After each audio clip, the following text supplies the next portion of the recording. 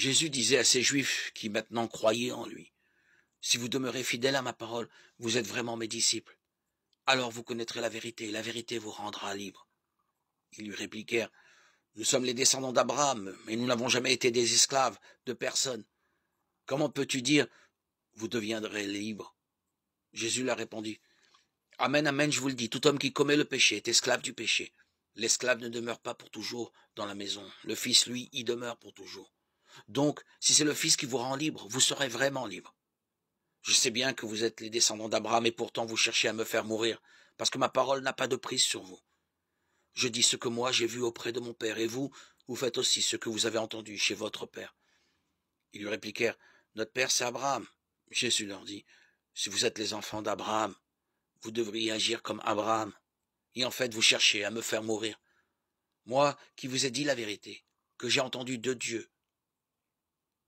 Abraham n'a pas agi ainsi, mais vous agissez comme votre père. » Ils lui dirent, « Nous ne sommes pas des enfants illégitimes, nous n'avons qu'un seul père qui est Dieu. » Jésus leur dit, « Si Dieu était votre père, vous m'aimeriez, car moi c'est de Dieu que je suis sorti et que je viens. Je ne suis pas venu de moi-même, c'est lui qui m'a envoyé. Et pourquoi ne comprenez-vous pas mon langage? C'est parce que vous n'êtes pas capable d'écouter ma parole. Vous venez du démon qui est votre père et vous cherchez à réaliser les désirs de votre père. Celui-ci, dès le commencement, a voulu la mort de l'homme. Il n'a jamais été dans la vérité parce qu'il n'y a pas en lui de vérité. Quand il dit le mensonge, il parle selon sa nature propre parce qu'il est menteur et père du mensonge. Mais moi, parce que je dis la vérité, vous ne me croyez pas. Qui d'entre vous peut m'accuser de péché? Si je dis la vérité, pourquoi ne me croyez-vous pas?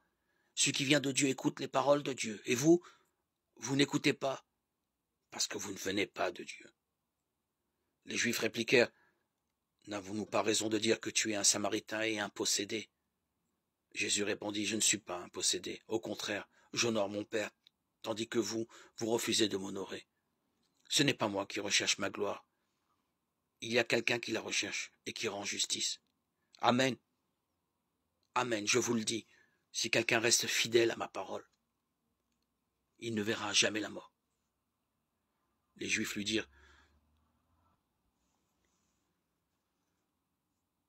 Nous voyons bien maintenant que tu es un possédé. Abraham est mort, les prophètes aussi, et toi, tu dis, si quelqu'un reste fidèle à ma parole, jamais il ne connaîtra la mort. Es-tu donc plus grand que notre père Abraham? Il est mort, et les prophètes aussi. Qui donc prétends-tu être? » Jésus répondit, « Si je me glorifie moi-même, ma gloire n'est rien. C'est mon Père qui me glorifie, lui que vous appelez votre Dieu, alors que vous ne le connaissez pas.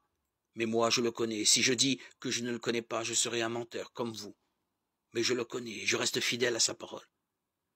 Abraham, votre père, a tressailli d'allégresse dans l'espoir de voir mon jour. Il l'a vu, et il a été dans la joie. »